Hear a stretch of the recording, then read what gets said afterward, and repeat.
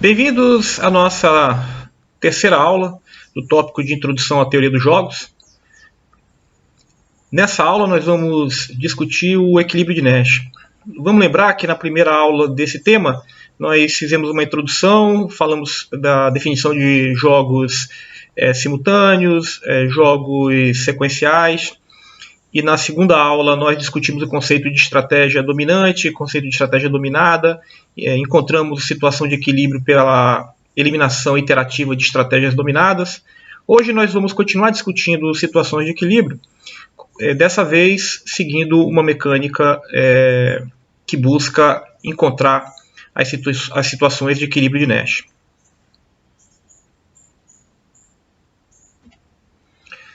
Bom, para que a gente comece a avaliar como que os equilíbrios, as situações de equilíbrio de Nash são encontradas em um jogo, vamos primeiro definir a ideia de equilíbrio de Nash. A ideia é a seguinte: vamos supor que nós temos apenas dois jogadores, né? O equilíbrio de Nash pressupõe que cada jogador vai buscar o seu melhor curso de ação, considerando o melhor curso de ação do seu concorrente. Então, a combinação dessas duas estratégias, tá? O melhor curso de ação de um como resposta ao melhor curso de ação do outro, é que vai me dar a situação de equilíbrio de Nash. Eventualmente, num jogo, importante a gente ter isso logo em mente, que eventualmente num jogo você pode ter mais de uma situação de equilíbrio. Bom, vamos fazer o nosso procedimento considerando o seguinte exemplo. Nós temos duas empresas, uma empresa alfa, que opera no mercado local e que tem fábrica no mercado local e que estuda ampliar a sua capacidade de produção. Então, a empresa alfa, ela tem dois cursos de ação possíveis. Ou ela amplia a capacidade, ou ela não amplia a capacidade. E nós temos uma outra empresa, que é uma empresa estrangeira, tá? Que ela estuda três possibilidades. A primeira possibilidade, ela já opera aqui no mercado, mas ela exporta produtos para esse mercado. Ela não tem uma fábrica aqui nesse mercado. Tá? Então ela não está com uma fábrica física no mercado. Uma outra alternativa é ela fazer uma instalação de uma pequena fábrica e entrar produzindo também nesse mercado. Bom, e ao invés apenas de exportar, ela teria uma fábrica operando aqui nesse mercado. Agora, ela pode também entrar com uma grande quantidade, ela pode instalar uma fábrica maior. Tá? Então, esses seriam os três cursos de ação possíveis para a empresa estrangeira. Então, a empresa alfa, ou ela amplia a sua capacidade da fábrica já existente, ou ela não amplia. O ponto de partida, evidentemente, é esse ponto aqui, tá? Onde, na situação, se nada for feito, a empresa alfa tem um resultado positivo de 20 e a empresa estrangeira de 10. Vamos lembrar, na nossa aula anterior, como é que é feita a leitura desse quadro. Os números à esquerda, eles são os números correspondentes ao payoff da empresa alfa, da empresa que está aqui à esquerda. E os números à direita são correspondentes à empresa que está aqui acima, a empresa estrangeira. Então o payoff aqui é 20 para a empresa alfa, 10 para a empresa estrangeira. Se a empresa alfa amplia a capacidade, ela vai fazer um investimento, tá? Ela vai ter que fazer um investimento e vai ter um resultado de um aumento de vendas, um maior domínio do mercado. O resultado disso é que ela vai passar a ganhar 22 e a empresa estrangeira, tá? Se ela não fizer nada, ela vai sair de 10 passar para 8, ou seja, a empresa alfa vai ganhar mercado, ampliou capacidade, ganha mercado, tem um resultado positivo para ela. Se a empresa alfa não ampliar a capacidade e a empresa estrangeira entrar com uma planta pequena, ela vai aumentar sua participação no mercado e vai tomar mercado da empresa alfa, se a empresa alfa não fizer nada. Certo?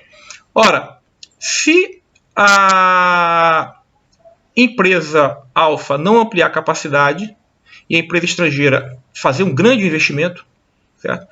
Ela toma mercado, mas como esse grande investimento significa um maior desembolso de dinheiro, então o resultado líquido para ela não é um grande aumento. Quer dizer, é um aumento em relação à situação de não fazer nada, mas se ela entrar com pequena quantidade, esse resultado seria melhor para ela. Tá?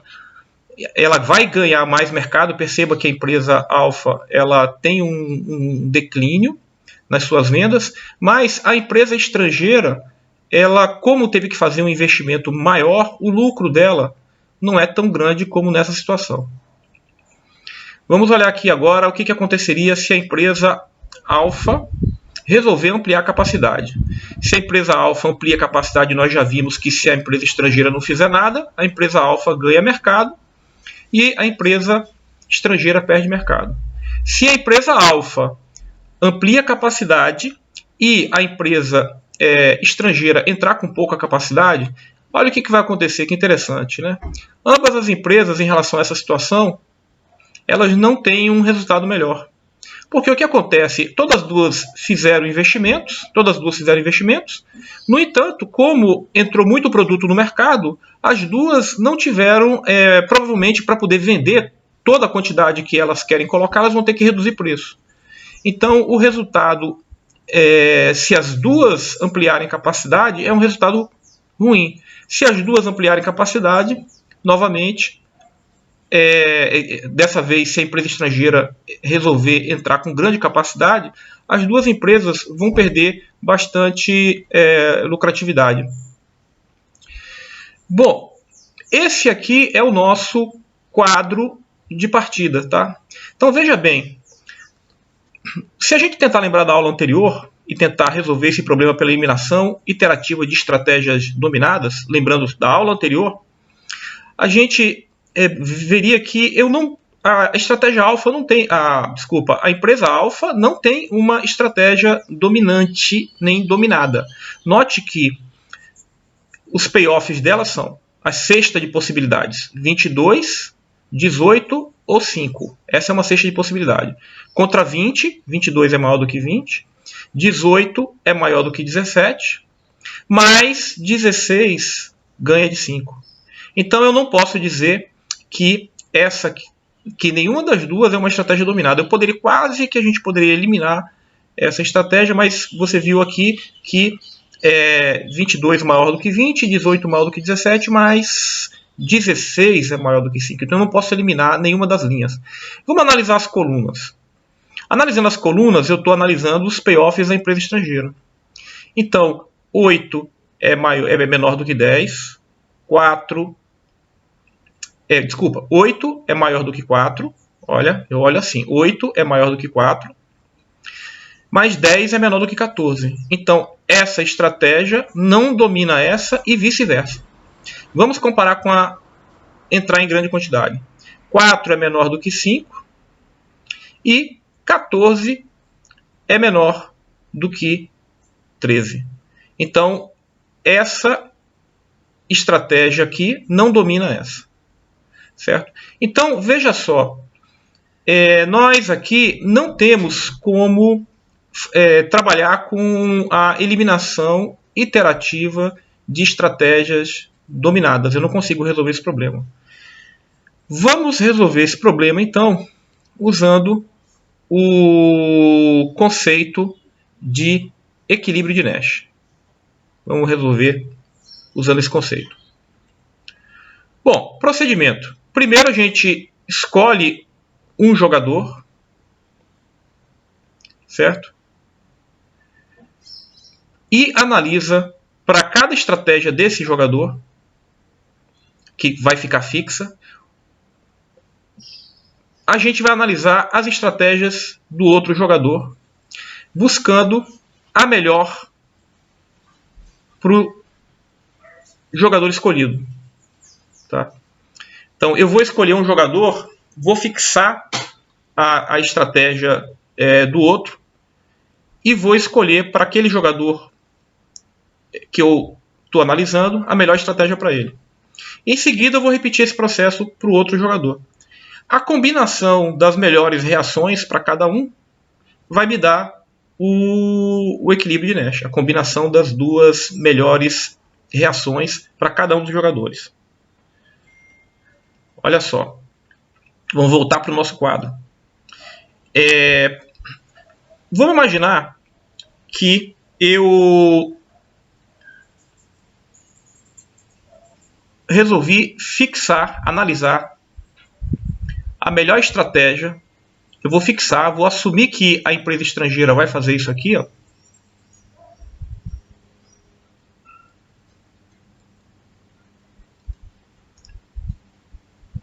E vou analisar qual seria a melhor resposta da empresa alfa. 22. Por quê? Porque 22 é melhor do que 20. Então, se a empresa estrangeira não entra no mercado, eu tenho que ampliar a capacidade, é melhor do que não ampliar capacidade. Então, ó, eu fixo a estratégia de uma empresa e analiso a melhor resposta para outra. Ora, por outro lado, se eu analisar aqui se a empresa estrangeira entrar com pequena quantidade, qual seria a melhor reação da empresa estrangeira? Seria também ampliar capacidade. Então, marquei com X aqui a melhor reação da empresa alfa, marquei com X a melhor reação da empresa alfa, essas duas reações para cada uma das estratégias adotadas pela empresa estrangeira. Agora, eu venho aqui, imagino que a empresa estrangeira vai entrar com grande quantidade. O que a empresa alfa faria nessa situação? Ela não ampliaria a capacidade, certo? Seria a melhor reação para ela. Então, olha o que a gente fez. Se vocês olharem para... vamos voltar aqui um pouco. Se a gente olhar aqui para a definição de equilíbrio, nós analisamos, tá, para cada estratégia a melhor resposta do jogador alfa. Para cada estratégia da empresa estrangeira, a melhor resposta do jogador alfa, que foi essa para a segunda opção de ação da estrangeira e essa como reação para a terceira opção da empresa estrangeira. O que eu vou fazer agora? A mesma análise, só que olhando para a empresa estrangeira. Tá? Eu vou fixar as opções da empresa alfa e vou verificar quais são as melhores reações da empresa estrangeira. Então, o que a gente vai encontrar? Se a empresa alfa, agora repare que eu vou fixar essa linha e não mais uma coluna. Se a empresa alfa amplia a capacidade, qual é a melhor resposta da empresa estrangeira?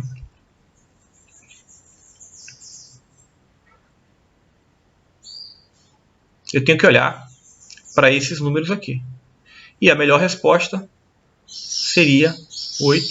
E eu marcaria então com um X aqui do lado a resposta da empresa estrangeira. Certo? Assim, Para cada linha é selecionada a estratégia para o jogador que está na coluna. Ora, se eu fizer o mesmo agora para essa estratégia, certo? O que nós vamos ter?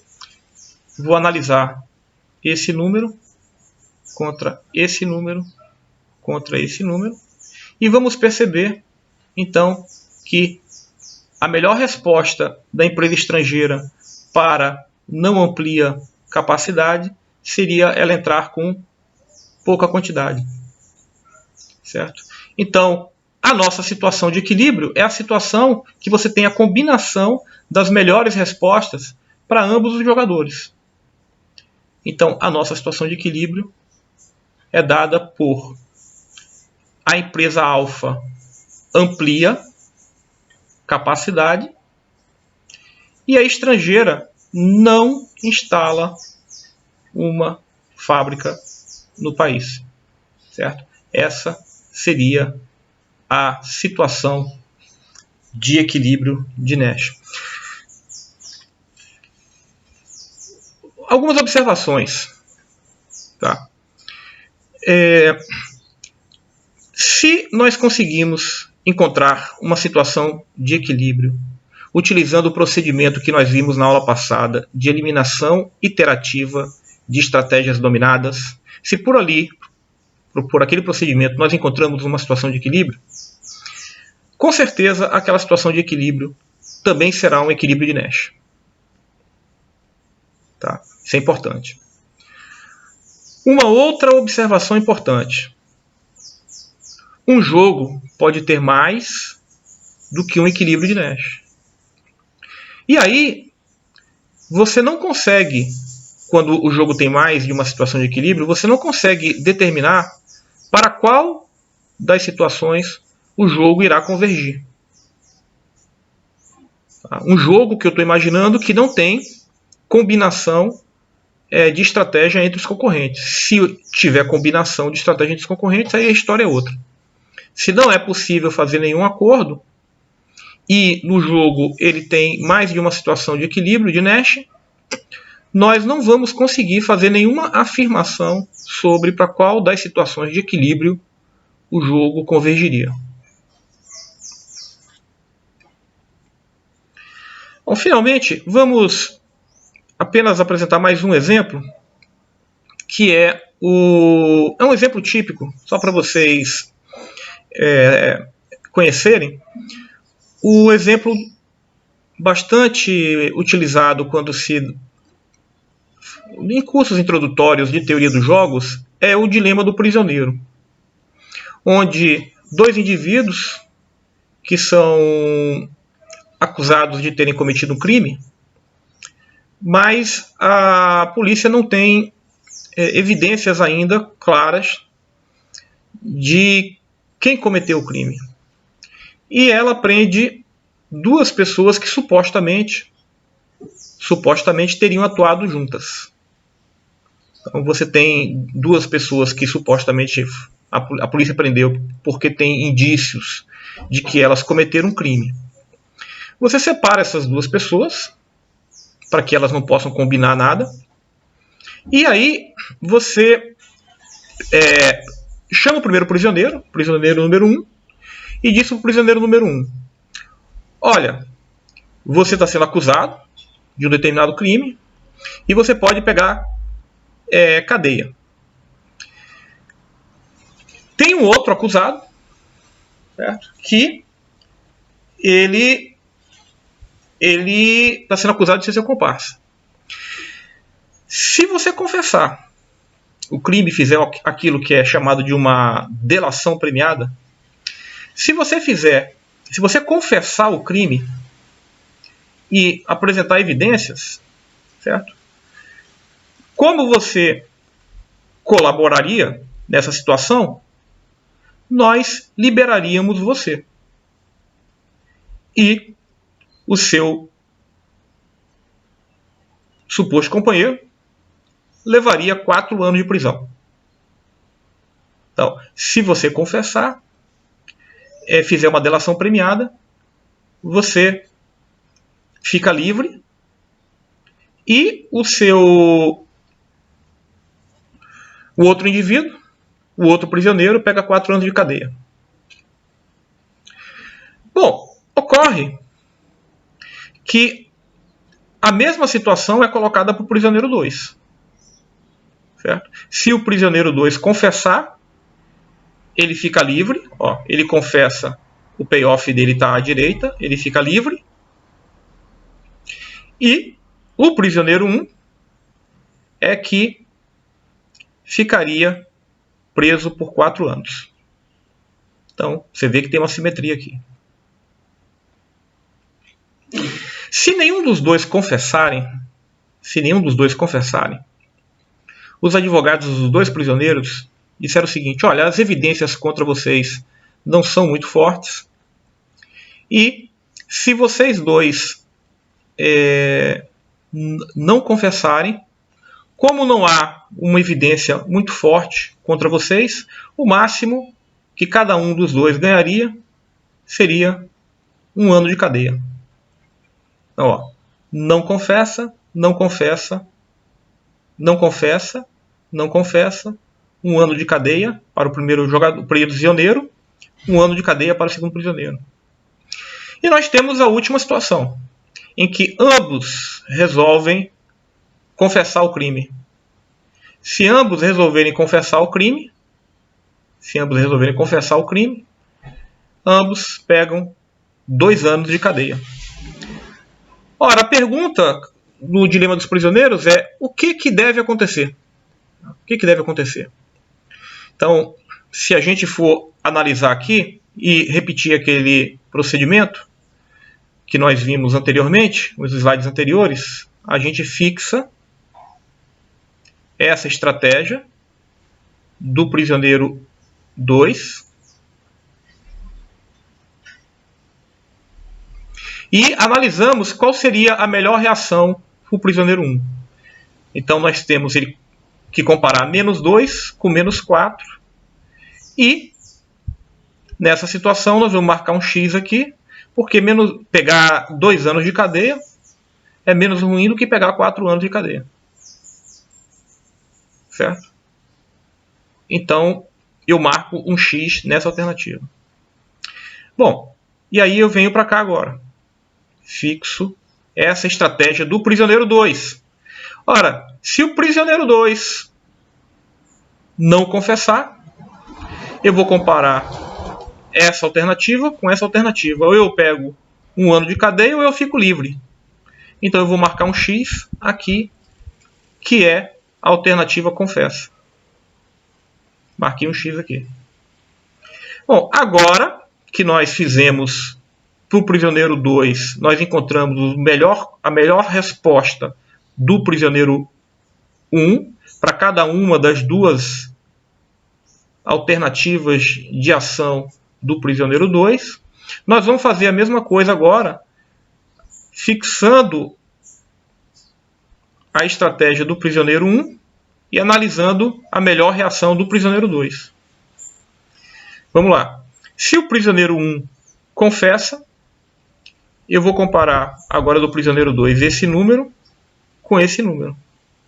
Então, se o prisioneiro 1 confessa, para o prisioneiro 2, se ele não disser nada, ele pega 4 anos de cadeia. Se ele confessa, ele pega 2 anos de cadeia.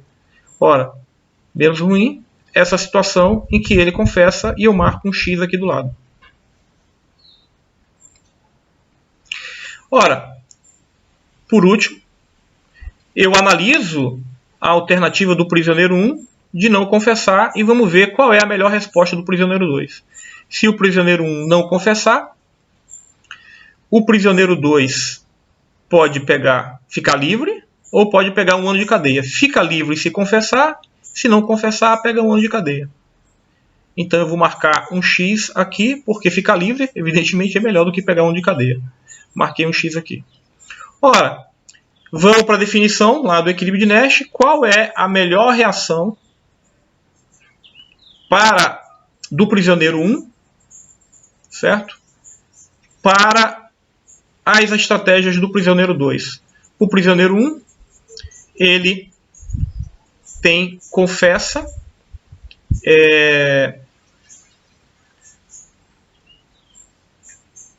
nessa situação, certo? Como melhor resposta para confessa do prisioneiro 2. E ele tem confessa como melhor resposta da ação não confessa para o prisioneiro 2. E, repetindo o procedimento, nós encontramos essa alternativa para o prisioneiro 2, fixando as opções do prisioneiro 1.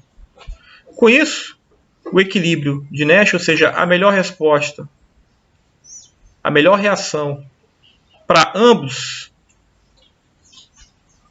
ocorreria com o prisioneiro 1 confessando e o prisioneiro 2 também confessando, e essa seria a situação de equilíbrio de Nash. Analisando o problema do dilema dos prisioneiros, a análise desse dilema diz o seguinte, que a justiça, sabendo que os prisioneiros vão interpretar isso racionalmente como um jogo, e eles vão procurar o melhor para si, levando em consideração o que o outro prisioneiro pode fazer, eles acabam empurrando a situação para que os prisioneiros entrem com a delação premiada. Essa é a interpretação aqui do dilema dos prisioneiros via equilíbrio de Nash. Bom, assim a gente termina o nosso tema de introdução à teoria dos jogos, e eu espero encontrar vocês agora na nossa próxima aula. Até logo a todos e obrigado.